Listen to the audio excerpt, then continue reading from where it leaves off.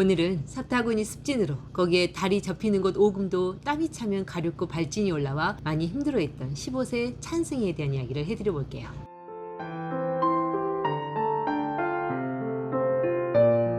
찬승이는 벌써 두세 달 된 사타구니 습진으로 아랫도리에서 허벅지까지 검붉고 약간 태선화된 피부를 사진으로 보여주었어요. 다른 사진에는 검붉어진 피부 위로 좁쌀 같은 구진도 군데군데 올라와 몹시 가려워 보였고요. 원래 찬승이 엄마는 저희 오랜 단골로 찬승이 어릴 때부터 어떤 병이든지 제게 묻고 치료를 하는 편이세요. 그게 저를 만나기 전까진 찬승이가 아주 어릴 때부터 잦은 농가진과 아토피, 감기나 비염 등으로 항생제를 달고 살았는데 저를 만난 이후 이런 증상들을 한방 과립제로 때론 한약도 가끔 먹이며 아이가 어느새 항생제를 먹지 않고도 스스로 감기도 농가진도 이겨내는 걸 보며 저에 대한 신뢰가 쌓여 그렇게 된 거고요. 따라서 이후 찬승이는 발가락에 사마귀가 생겼을 때도 손바닥, 발바닥 껍질이 벗겨질 때도 때로는 어릴 적 고생했던 아토피가 때때로 올라와도 그때그때 한방약으로 해결하며 살았네요. 왜 찬승이 엄만 오랜 동안 항생제며 스테로이드제, 항히스타민제 같은 양약을 정말 질리도록 아이에게 먹여봐서 이제는 웬만해서 병원약은 아이에게 먹이고 싶어 하지 않았거든요.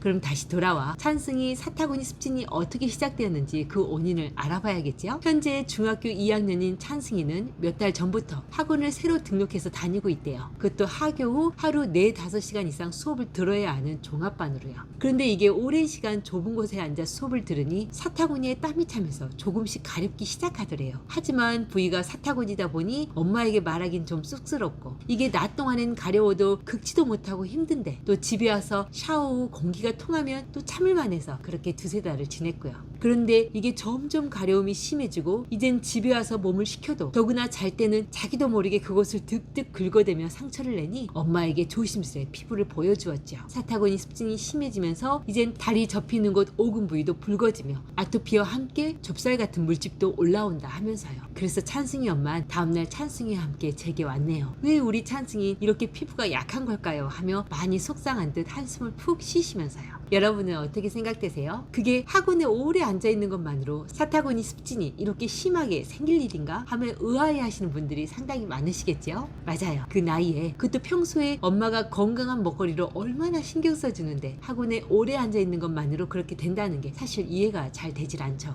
하지만 찬승인 타고나길 우리 인체의 음과 양을 조절하는 심장과 신장이 모두 약하게 타고난 체질로 인체의 열 에너지를 생성하는 양기도 혈액과 진액을 만들어내는 음기도 보통 사람보다 약하게 타고났기에 사실 조금만 무리를 해도 간과 심폐에 열이 차올라 피부에 염증이 쉽게 생기는 아이였어요. 마치 티코 같은 차가 조금만 무리해도 엔진에 열이 차올라 여기저기 금세 고장이 나듯이요. 한 번은 찬승이가 방과 후 축구를 시작했는데 그때 며칠 만에 발바닥 껍질이 다 벗겨져 엄마랑 제가 허걱 이 정도 활동에 껍질이 다 벗겨진다고 하며 놀란 적도 있었네요. 아무튼 그래서 저는 찬승이의 이번 허벅지 습진에도 예전에 아이 피부를 고쳤던 방식대로 또다시 아이의 기운과 혈액의 질을 올려주며 간과 피부에 생긴 열은 살살 식혀주어 증상을 완화시켜 주었네요. 특히 서해부 습진은 하초 신장과 방광에도 열이 차 있는 걸로 이해하기에 하초 순환을 도우면서 하초열을 약간 식혀주는 약초들과 함께요. 하지만 찬승이는 평소 소화나 대변엔 별 문제가 없지만 원래도 맥박이 느리고 약해 소화를 돕는 약초들도 함께 써주었어요. 왜 소화력을 올려주면 인체의 기순환이 좋아지고 간에서 영양분 흡수도 좋아져 간의 기능도 그래서 스스로의 회복 능력도 한결 좋아져 피부가 빨리 회복되게 되니까요. 참고로 우리 찬승이 한약엔 피부의 열을 식혀주는 찬 성질의 약초를 상당히 약하게 쓴 편이라 피부가 많이 붉고 가려운 날만 한약과 함께 먹으라고 용담 사간탕과 황련해탕 과립을 따로 며칠분 지어주었네요. 왜 기혈이 허약한 사람들은 찬 성질의 약초가 조금만 과해도 소화력이 현저히 떨어지면서 속이 불편하고 설사를 쉽게 하니까요. 때론 소화나 대변은 괜찮아도 하체가 무력해지면서 소변을 자주 보며 하초 기운이 약해지기도 하고요. 따라서 기혈이 허약한 사람이 피부 질환을 호소할 땐 찬 성질의 약초가 꼭 필요하더라도 한약 탕제에는 용량을 약하게 부족한 효과는 과립제를 써서 조절해야 하네요. 왜 한약이란 인체 오장육부의 음양을 조절하는 원리라 약초로 이 균형을 깨트리면 오히려 몸이 더 쇠약해지며 쉽게 회복되지 못하게 되니까요. 그럼 서해부 습진에는 꼭 한약을 써야 하는 거예요? 라고 물어오신 분도 계시겠지요? 물론 찬승이처럼 체질적으로 양기도 혈액의 질도 약한 상태라면 그것도 병이 발생한 지 며칠 된 게 아닌 두세 달이 경과한 경우라면 한약이 꼭 필요한 경우가 많아요. 왜 모든 피부염을 제대로 고치려면 결국 피부세포가 나아가 피부세포를 제대로 성장 분화시킬 수 있는 혈액이 건강해야 하는데,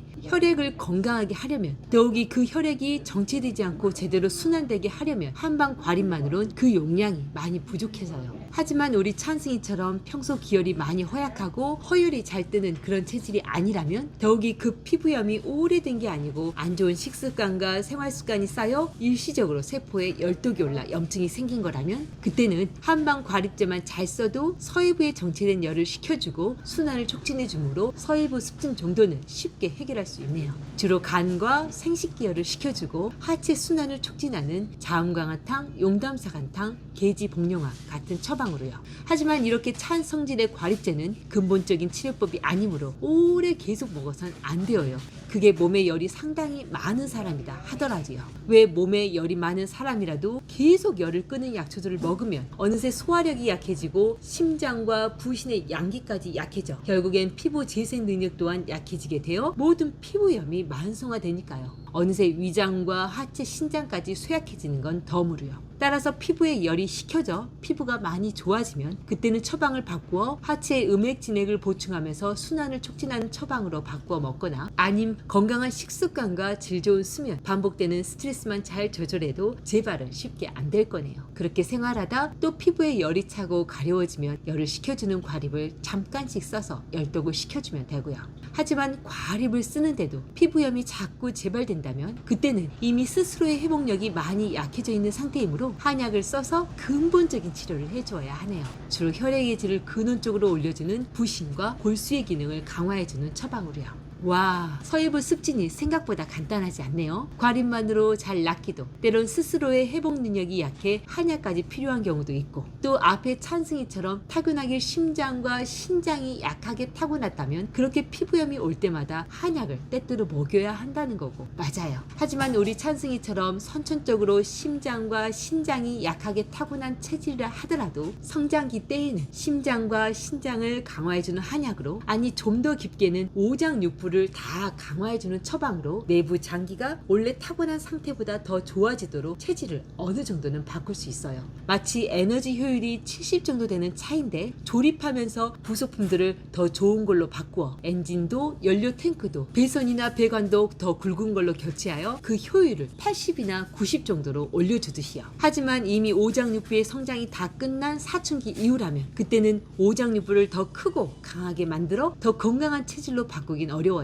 마치 완전하게 조립되어 외관까지 완전히 세팅이 된 자동차를 차가 좀 부실하다고 엔진이나 다른 부품을 더 큰 걸로 바꿀 수는 없는 것처럼요. 그래서 사춘기 이후엔 키 성장은 가능할지언정 오장육부는 더 키울 수 없기에 사실 타고난 체질은 사춘기 이전에만 바꿀 수 있다 말할 수 있네요. 마치 티코로 출고된 차는 평생 티코로, 에쿠스로 출고된 차는 평생 에쿠스로 살아가야 하는 것처럼요. 하지만 이들 차들이 고장이 나거나 잘 달리지 못할 땐 차 정비를 받아 다시 잘 달리게 하듯 한약 치료 또한 인체 오장육부를 정비해 인체의 본래 기능을 되살릴 수는 있네요. 다만 티코가 다른 차에 비해 장고장이 많아 자주 정비를 받아야 하는 것처럼 체질적으로 기혈이 허약한 사람은 자주 한약을 먹어야 하고요. 따라서 자녀들이 좀 약하게 타고났다 라고 느낄 땐 아이들이 성장하는 중간중간에 오장육부를 보강해주는 보약 개념의 한약을 때때로 먹여주시길요. 왜 그렇게 보강된 만큼 타고난 오장육부 그 이상으로 기능이 올라가 뿌리가 강한 나무가 병충해 없이 잘 자라듯 아이들이 병 없이 제대로 성장하는데 정말 큰 도움이 될 테니까요.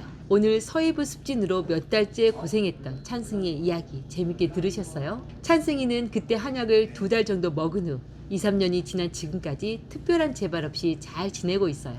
고등학생이 되어 잔 가지들이 굵어져서인지 요즘은 아토피나 손바닥 벗겨짐도 아예 없고요. 오늘 저의 이야기가 서해부 습진으로 그게 초기이든 만성으로 접어들었든 그 발생 원인과 동양의학적 치료 원리에 대해 고개가 끄덕여지는 이야기가 되었길 바라며 오늘도 복을 부르는 감사한 하루 보내시고요. 그럼 다음 시간에 다시 만나요.